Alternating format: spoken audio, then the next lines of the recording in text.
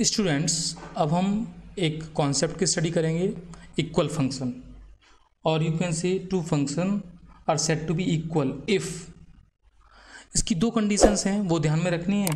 फिर इसकी फाइनली एक तीसरी कंडीशन है। अब सुनते हैं कि टू फंक्शन, सपोज मैं कहूँ एक फंक्शन एफ एक्स है, एक फंक्शन जी एक्स है। These two function are called to be equal if. First point, अब फंक्शन की क्या क्या प्रॉपर्टीज होती हैं? डोमेन होती है एक तो domain of F should be equals to domain of G. पहला केस तो ये होना चाहिए कि दोनों की डोमेन इक्वल हो जाएं, ठीक है। सेकंड केस की बात करूं मैं, कोडोमेन आ जाती है, means codomain of F should be equals to codomain of G. Second and most important condition. इन दोनों कंडीशन के बाद and third and most important condition, वो ध्यान से समझेंगे और मोस्ट इंपॉर्टेंट है। देखिए, इस कंडीशन में मैं लिखूंगा F X equals to G X. अब बात आती है, मैंने यहाँ फंक्शन एफ एक्स और जी एक्स से डिनोट किए थे, यहाँ पर मैं एक्स नॉट डिनोट कर देता हूँ। चलो, ज़्यादा थोड़ा डिस्टिंग्विश हो जाएगा, समझ में आएगा आपको। F X nought equals to G X nought. आगे सुनना, जो इंपॉर्टेंट बात है, फॉर एवरी एक्स नॉट, ये जो एक्स नॉट है उसकी बात चल रही है। For every X nought belongs to their common domain. किन किन की कॉमन डोमेन भाई? एफ और जी की। अब कहोगे सर आप कि कॉमन डोमेन तो दोनों ही सेम है, तो बेटा बस ये समझ लो कि डोमेन के ईच एलिमेंट के लिए एफ एक्स जी एक्स के इक्वल होना चाहिए। और ये सारी कंडीशन है ना, then we can say the function F is equals to function G and we can write like this F equals to G. ये पैटर्न। फिर मैं आपको उसको रिकॉल करता हूँ। Two function f and g are said to be equal if domain of the function are equal, their codomain are equal, or you can say fx equals to gx। और x कौन से points होते हैं मैंने बताया था आपको, ये बात हमेशा याद रखने वाली बात है कि x फंक्शन किस x जो है वो कहाँ से आते हैं? डोमेन के पार्ट होते हैं, और डोमेन दोनों की इक्वल है। तो जो कॉमन डोमेन वाला टर्म्स था वो वाली बात ऑलरेडी सेटिस्फाई है। सपोज नहीं भी लिखी मिलती है तो परेशान नहीं होना है, डोमेन तो सेम ही होगी ना जब हम इक्वल फंक्शन की बात कर रहे हैं। हाँ, जब इक्वल हो जाएंगे तो F equals to G form में उसको लिख सकते हैं। Got it? अब एक काम करते हैं, इस सेटअप पर एक एग्जांपल देखते हैं। सपोज एक सेट ए ले लेते हैं जिसमें एलिमेंट हमने 1,2 ले लिए। एक सेट बी ले लिया जिसमें एलिमेंट सपोज ले लिया 3,6। Got it?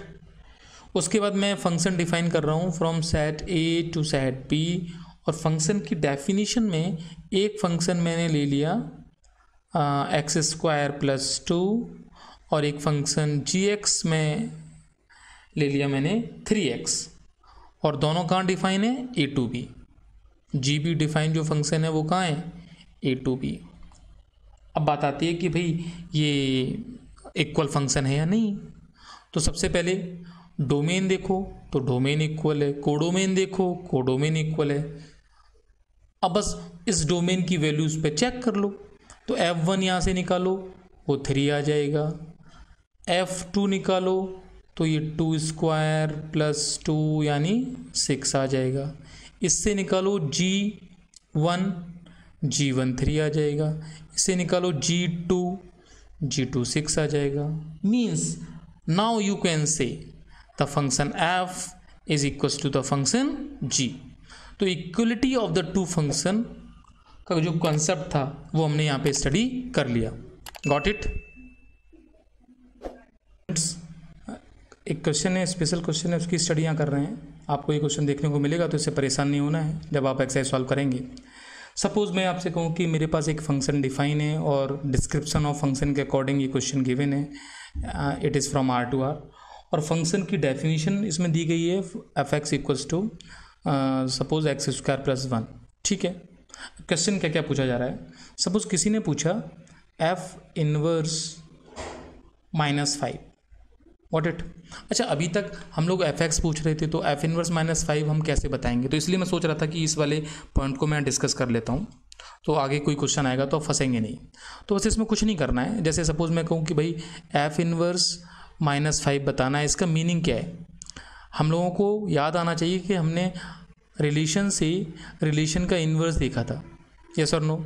रिलेशन जो डिफाइन था वो A to B में था, तो ये कहाँ से डिफाइन था, B to A में डिफाइन था। तो इसको यदि हम सेट फॉर्म में देखें तो यहाँ से यहाँ तक डिफाइन होना, ये तो f है, means A to B define होना, तो x के करस्पॉन्डिंग f(x) मिलना। ठीक है, अब B to A डिफाइन होना, दैट इज f−, और इसकी तो स्टडी हमें बहुत ढंग से करनी है। तो अभी फिलहाल जो क्वेश्चंस हैं वो सॉल्व हो जाए, उनके लिए काम करूँगा। तो मुझे क्या करना है, इसी को मैंने y बोला था ना बेटा, तो y के करस्पॉन्डिंग मुझे x डिफाइन करना है। मीन्स कोई मुझसे यदि f−1 के अंदर कुछ लिख के बोल रहा है ना, तो ये x का वर्क नहीं करेगा, ये y का वर्क करेगा। और क्वेश्चन में मैंने y किसको बताया था, इसको बताया था। मीन्स इसकी वैल्यू ये गिवन है यहाँ पे। मीन्स करस्पॉन्डिंग मुझे क्या बताने हैं, x बताने हैं। मीन्स इस क्वेश्चन में मुझे x²+1 इक्वल्स टू -5 को सॉल्व करना है, और यदि ऐसा सॉल्व करोगे तो आंसर क्या आएगा, 5। मीन्स आपसे कोई पूछता है द वैल्यू ऑफ f−5 कितना है, तो आंसर आएगा there is no value. What it. Suppose इसी क्वेश्चन में किसी ने पूछा कि f−1 ऑफ -26 क्या आएगा, तब मुझे समझ में आया कि मेरा जो f(x) है वो आप देखो क्या है, x²+1 है। अगेन मुझसे y की वैल्यू ये गिवन है, तो मैं y यहाँ रख देता हूँ, तो 26 इक्वल्स टू x²+1। तो करस्पॉन्डिंग यदि x² निकालूंगा तो अब मेरे पास वैल्यूज़ आ जाएंगी, ये 25 हो जाएगा, तो 25 का स्क्वायर रूट लेंगे, x की वैल्यू +−5 आ जाएगी। तो आई थिंक इन्वर्स नोटेशन वाली जो मेरी थ्योरी है वो आपको क्लियर हो जानी चाहिए। तो आप क्वेश्चन जब लगाएंगे तो कुछ क्वेश्चंस इस कैटेगरी के आपको मिलेंगे, तो प्लीज़ उनको आराम से आप सॉल्व करें। एक तो मुझे ये बात बतानी थी। दूसरी बात, कोई कभी क्वेश्चन में ये कहे कि भाई f(x) जो गिवन है वो सपोज x² है, तो भाई ये बताओ f(x+y) क्या होगा, तो कुछ भी नहीं होगा। x के प्लेस पे x+y से रिप्लेस कर देना है और जो भी सेटअप है वो लगा देना है। कोई पूछे f2 क्या होगा, तो बहुत अच्छी बात है, ये तो 2 का स्क्वायर हो जाएगा। तो वैल्यू ऑफ फंक्शन में ये वाली बातें हमने डील की थी, है ना। जैसे इसमें एक एग्जांपल मैं लेना चाहता हूँ यहाँ पे। सपोज कोई कह रहा है कि f(x) जो है वो 2 की पावर x है, इट्स ओके। तो बताइए f(x+y) क्या होगा, तो ऑब्वियसली f(x+y) 2 पावर x+y होगा। और कोई कहे इसको थोड़ा सिंप्लीफाई और कर दो, तो इतना मैथमेटिक्स का पोर्शन भी आना चाहिए। इसमें ये मत कहना कि सर ये फंक्शन का कोई काम चल रहा है। अब वही पर्सन इसको ऐसे लिख दे कि ये ऑप्शन करेक्ट है क्या, कि f(x+y) f(x × fy) है, तो तुम्हें समझ में आना चाहिए बेटा ये f(x) है और ये fy है। ऐसा नहीं है कि x की पोजीशन से कोई बाउंड होके तुम्हें घूमना है। Got it. और जब क्वेश्चन सॉल्व करोगे तो तुम्हें लॉग का एक फार्मूला मैंने हालांकि बच्चों को बता रखा है, मैं बताता भी हूँ। लॉग जब डिस्कस हम लोगों ने किया है कि लॉग a की पावर में सपोज, और इसका बेस और यहाँ x लिखा हुआ है, तो इसकी वैल्यू क्या होती है, x होती है। बाई चांस ये वाला सेटअप किसी क्वेश्चन में आपको आता है तो डायरेक्ट इसको यूज़ करें।